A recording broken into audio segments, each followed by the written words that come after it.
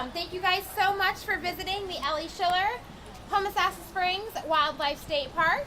My name is Olivia. I'm a park services specialist here at the park. I've worked here for about 5 or 6 years now. I love my job. I get to work with all of these amazing animals that you guys have seen on your visit today, or maybe you haven't seen and you will see on your visit today.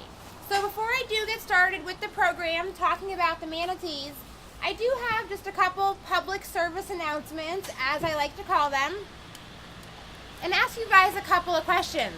Raise your hand for me if you have visited a Florida state park before.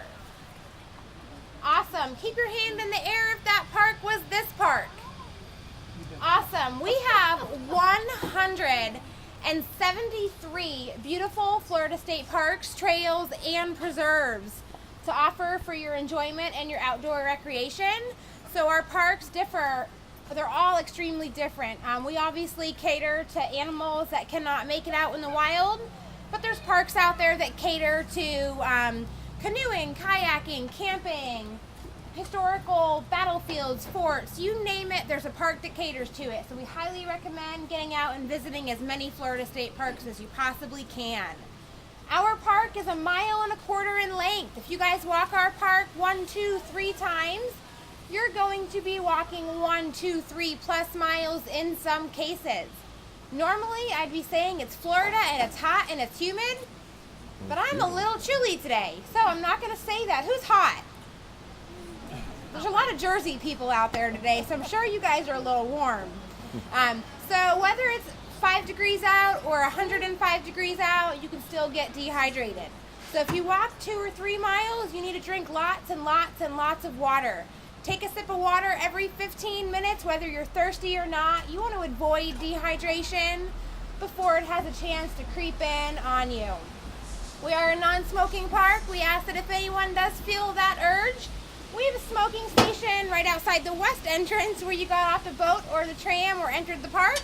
And we thank you guys so much for your cooperation in that matter. All right, so you guys want to hear a little bit about our manatees. So bear with me one moment. Let me see if I can get them to come up here, and then you guys can look at 2 of them while I talk about them.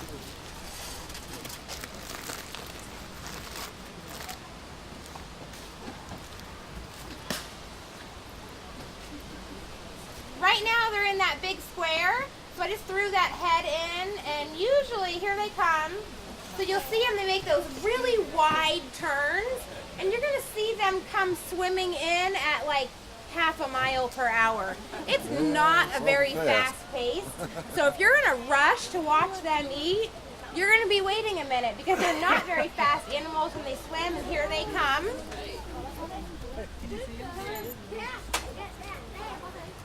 So here at our park, we have 3 resident manatees. They live here year-round.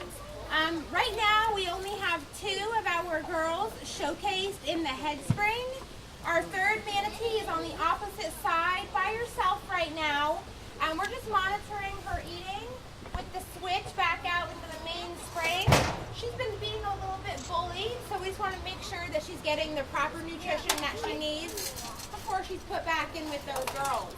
So you're going to watch as they eat. They're going to pull that lettuce in with their lips, curl it up and under. They have prehensile lips. Does anybody else know what kind of an animal has prehensile lips? Their closest living relative, and that is the elephant. So when they eat a lot like an elephant. So our manatees here at the park, their weights range from about 1,900 pounds to 2,500 pounds. It's a little bit fluffy. We know that. In the wild, manatees weigh 7, 8, 900, 1,000, 1,200 pounds max, really. These manatees do not swim 10, 12 miles a day like a wild manatee does. They swim from this side of the park where they eat their produce to the opposite side of the spring where they eat hay. So they're swimming 300 feet from one side of the spring to the other to eat. Back and forth all day long to eat. So yeah, they're a little bit fluffy. Manatees will eat 10% of their body weight every single day. So a 2,500-pound manatee will eat 250 pounds of food every single day. But like I said, these girls do not travel as far as the wild manatees do, so they do not need that high of a calorie intake. So between the 3 manatees, they get roughly 300 pounds a day. They get a case of romaine at each feeding, which is 4 times a day, along with a flake of coastal hay 4 times a day. Hay like we would feed our cows or our horses. They eat that as well.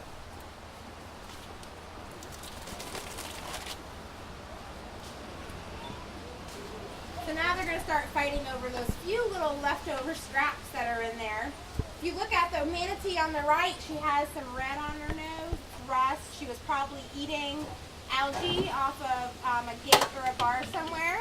So she has some algae, or excuse me, some rust that's rubbed off onto her nose. Anybody know what the #1 cause of death for manatees is? Boats. Also cold water stress. So I'm going to give you guys a really quick rundown on how our spring and our manatee season here at our park works. November 15th through March 30th in Florida is manatee season.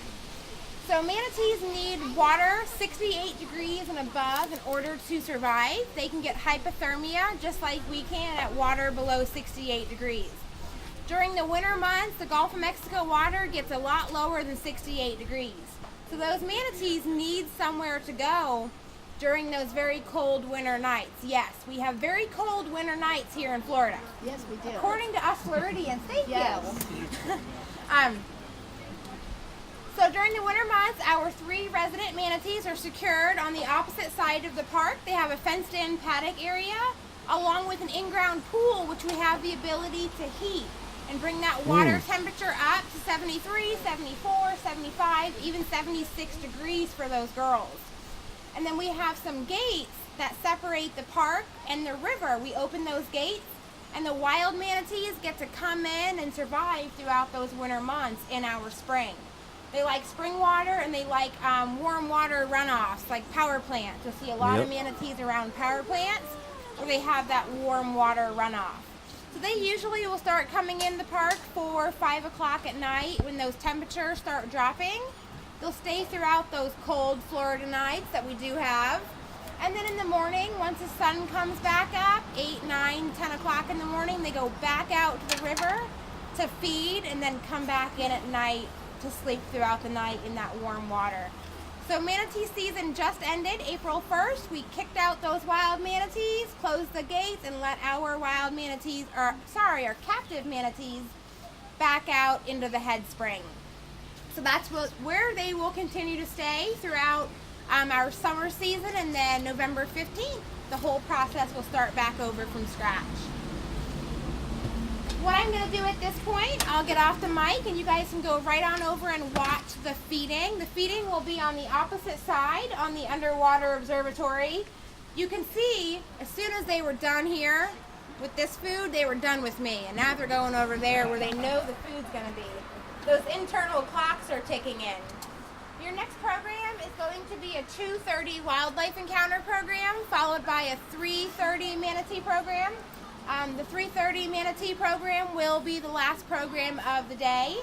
The park is open until 5:30. Last boat leaves at 3:30 and the last tram leaves at 5:30. So we will not lock you in the park. We'll get you back to your car one way or the other. I'll stick around for a few minutes. I can answer any questions throughout your visit. Any ranger in green and volunteers in white and gray can help you guys as well.